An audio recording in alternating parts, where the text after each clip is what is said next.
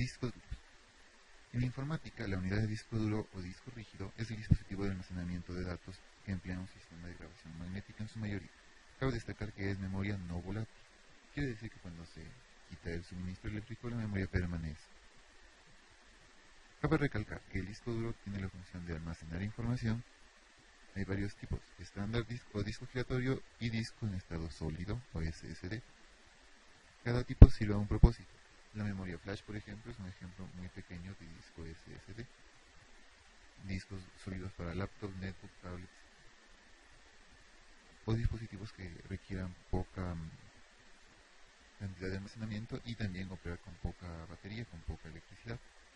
Los discos giratorios, en cambio, sirven para computadoras de gama baja, gama media, gama alta, generalmente de escritorio, y brindan gran almacenamiento, pero también usan mayor corriente libre.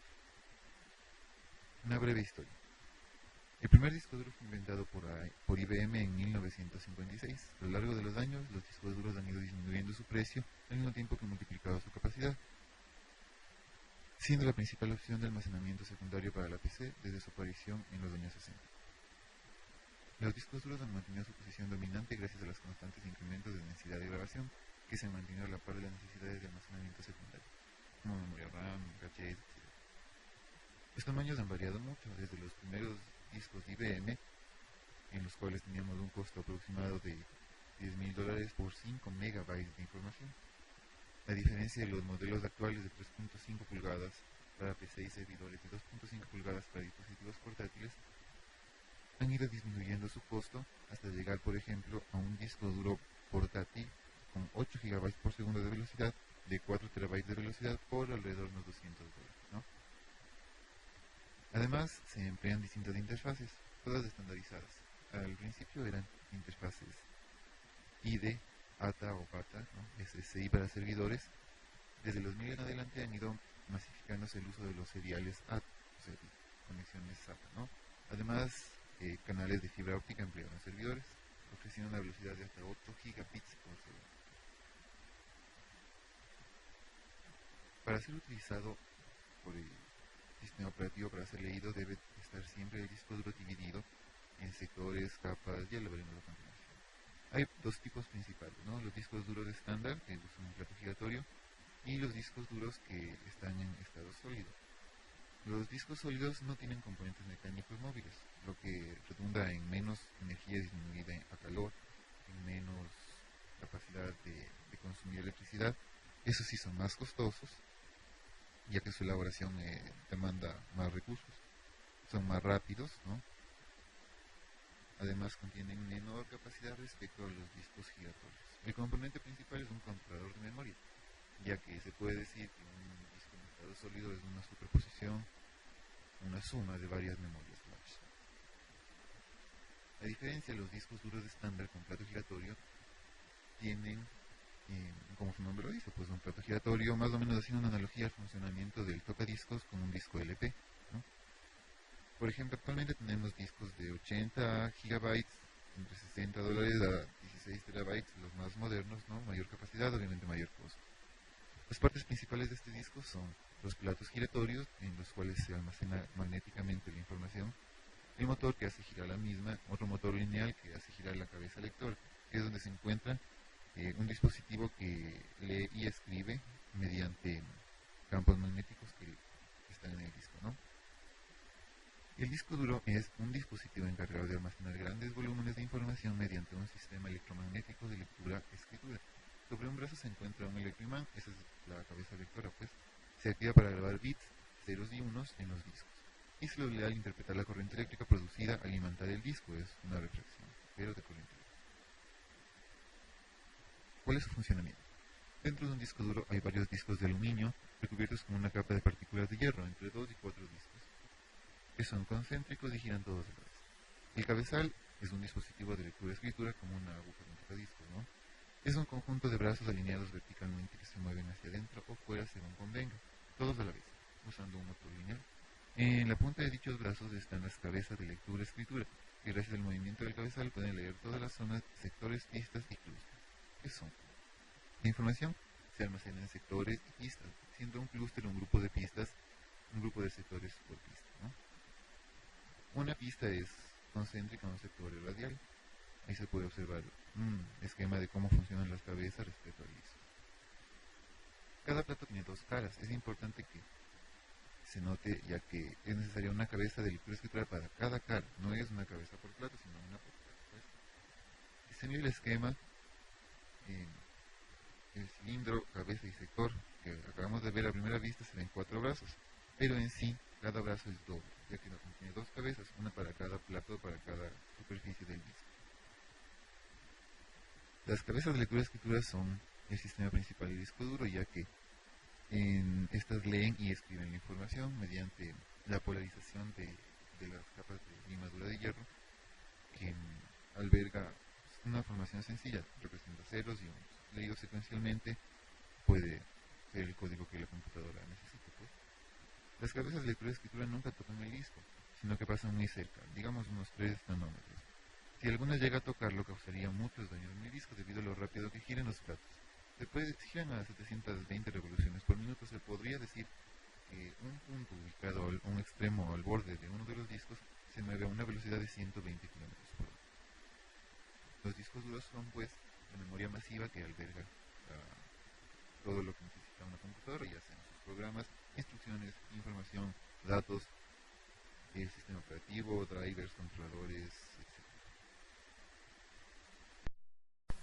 Pantallas LED.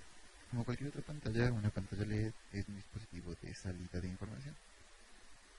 Las pantallas LED están formados por diodos emisores de luz, de ahí su nombre.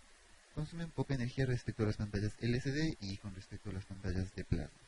Es una tecnología más eficiente ya que su fabricación es menos costosa, su producción de energía es menor, se disipa menos energía en forma de calor, se pierde menos energía en forma de calor y el proceso de su fabricación es menos costoso que el de sus antecesores. Hay tipos, ¿no? Pantallas LED, pantallas OLED, pantallas AMOLED. Cada tipo tiene un propósito. Las pantallas LED se usan actualmente mayor en publicidad, se usan en ciertos dispositivos, se usan como medio de iluminación, nódulos de LED, que no es lo mismo. Las pantallas LED no tienen retroiluminación. Las pantallas AMOLED y las pantallas OLED sí tienen retroiluminación integrada. Además que las pantallas OLED funcionan a base de diodos orgánicos que emiten luz, pues, ¿no? Estos pueden ser flexibles y transparentes, son más versátiles. Una breve evolución. Las pantallas LED, las pantallas LCD son las antecesoras de las pantallas LED. Funcionan distorsionando la luz de fondo como un teatro de sombras, ¿no?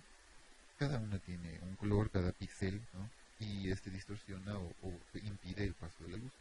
Las pantallas de plasma son similares a un rótulo de neón o a una lámpara de gas. Tienen poca vida útil y tienen un gran consumo energético, además que se corre riesgo a que la imagen se congele por tenerla mucho tiempo en la pantalla y luego aparezcan fantasmas en la pantalla, pues, ¿no? Una televisión o un monitor OLED son eficientes, tienen gran profundidad de color, contraste, brillo, tienen contraste dinámico. Eso significa que pueden ser vistas correctamente desde más ángulos que sus antecesores. Tipos: LED, OLED, AMOLED. Las pantallas LED se caracterizan por estar compuestas por diodos emisores de luz. Se componen de módulos LED, pueden ser monocromáticos o policromáticos. Los policromáticos tienen la gama RGB, colores rojos, verdes y azules.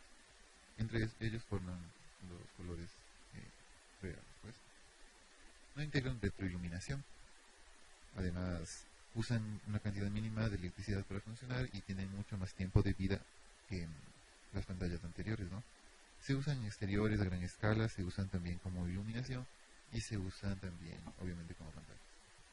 Las pantallas AMOLED están principalmente en móviles, es una tecnología mucho más moderna, usan muy bajo voltaje, es compacta, ¿no? Ya que suprime el uso de varias capas, ya que integra la capa OLED, ¿no? La matriz activa, integra la retroiluminación y el panel táctil de interfaz, convirtiendo la pantalla en una interfaz de entrada y salida. En las pantallas OLED, en cambio, aquí podemos ver, ¿no?, una representación de lo que pueden llegar a ser pantallas completamente transparentes, delgadas como un papel o más o menos acercándose, flexibles, ¿no?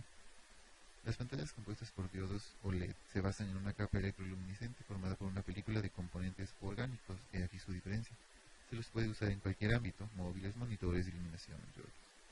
Ciertas tecnologías OLED tienen la capacidad de tener una estructura flexible, lo que ya ha dado lugar a desarrollar pantallas plegables o enrollables y en el futuro pantallas sobre ropa, tejidos y etcétera, especulación. Su estructura son delgadas y flexibles, son más económicos respecto a las anteriores, tienen mayor brillo, contraste, mayor densidad de píxeles, tienen un menor consumo energético, son más escalables, pues, tienen posibilidad de ampliar a nuevas aplicaciones. Tienen mejor visibilidad bajo la luz solar, bajo la luz directa. Más o menos hacen un símil de la tinta electrónica, ya que puede ser iluminada tanto desde abajo tanto como desde arriba. Eso sí, deben estar aisladas del ambiente porque al tener un componente orgánico este puede degenerarse o biodegradarse aceleradamente si es expuesto al agua, si es expuesto al aire. La pantalla OLED está compuesta por dos finas capas orgánicas, la de emisión y conducción, entre otras dos capas semiconductoras hechas de polímeros. ¿Cómo funciona? Se causa una corriente de electrones del cátodo al ánodo de tal manera que traspasan la capa orgánica quien genera la imagen, como podemos ver aquí en el esquema, ¿no? Sucede atómicamente una recombinación electrónica. Por la dinámica de electrones que se da en el proceso, se disipa la energía en forma de fotones, permitiendo a la pantalla OLED prescindir de la retroiluminación. La suma de las recombinaciones es percibida como la imagen en la pantalla. Aquí podemos ver un prototipo, ¿no? Un procesador es el encargado de recodificar los impulsos eléctricos recibidos desde el chip gráfico hacia cada uno de los terminales por píxel que tiene cada diodo orgánico, que integran las pantallas de salida de imagen. Las pantallas LED, como toda pantalla, es un dispositivo de salida de información, aunque gracias a la tecnología táctil se han convertido en un dispositivo de interfaz, eso quiere decir entrada y salida. Impresoras láser y cómo funcionan. Las impresoras láser tienen mayor velocidad de impresión, ya que imprimen una página entera por cada ciclo. Tienen mayor calidad que las impresoras de tinta. Las impresoras láser son muy eficientes, permitiendo impresiones de alta calidad a notables velocidades, medidas en términos de páginas por minuto. Esto ha incrementado mucho la productividad en empresas, ya que adquirir una impresora láser al principio podría ser una inversión, pues, respecto a las de tinta, pero se veía reflejado en términos de productividad. Muy breve evolución. Podría decirse que la primera impresora nació junto a la primera computadora, pues. Charles Babbage dejó diseñando planos antes de culminar su tarea, no pudo culminar construyéndolos, pero podría decirse que fue la primera impresora de la historia. La Univac High Speed Printer, diseñada en 1953 por Remington Rand para ser utilizada con el ordenador Univac. Esta impresora constaba de 4 módulos: la fuente de alimentación, la máquina de impresión en sí misma, un dispositivo de control y de comprobación, un lector de la cinta. Se puede decir que hubieron muchos modelos más. Después vino Laser Printer Airs, que fue uno de los primeros diseñados por Xerox, ¿no? Xerox lleva el nombre de la técnica que usaban, xerografía. La impresora láser moderna. Su fundamento es muy parecido a la de las máquinas de fotocopiar. La página a imprimir se transfiere al papel por contacto. Se transfiere una página por vez. Su funcionamiento. Se destaca el láser en este esquema y el sistema de su direccionamiento, ya que permite cubrir todo el rodillo. El rodillo electrocargador también, y el tóner es donde se genera la imagen que se transfiere al papel, es básicamente donde imprime la impresora. La tecnología láser utiliza un material fotosensible que se descarga con luz, denominado cilindro tambor fotorreceptor. Posteriormente el cilindro es bañado por un polvo muy fino del color necesario, cyan, yellow, magenta y key negro, ¿no? Las partes cargadas positivamente repelen este polvo, llamado tóner, con el cual queda formada la imagen visible sobre el tambor. Enseguida, esta imagen tomada en el tambor es transferida al papel por medio de una carga negativa mayor a la que posee el cilindro. Esta carga es producida por otra corona denominada de transferencia. A continuación se calienta y se seca ya el papel impreso por otros dos rodillos. Esta unidad se denomina de fijado y el paso final de la impresión láser consiste en resetear el rodillo, ¿no? Se resetea por cada página. Usa dos recursos especiales, ¿no? Distintivos de su tipo.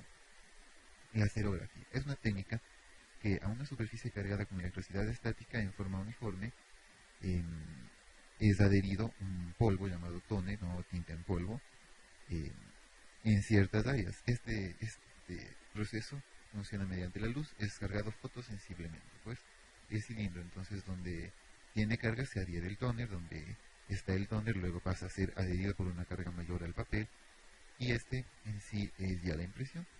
El pigmento en polvo, ¿no? La tinta seca, se fija a las áreas cargadas haciendo visible la imagen y el uso de calor y presión fija en la tinta al papel, finalizando así el proceso de impresión. El tóner o tinta seca, pues por analogía funcional con la tinta, es un polvo fino que se deposita en el papel que se pretende imprimir por medio de atracción electrostática o magnética. Una vez adherido el pigmento, este se fija con calor y por medio de presión.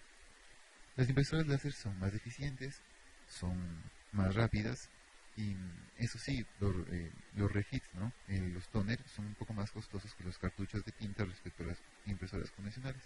Pero cabe destacar la larga duración también de los toners sobre los cartuchos de tinta.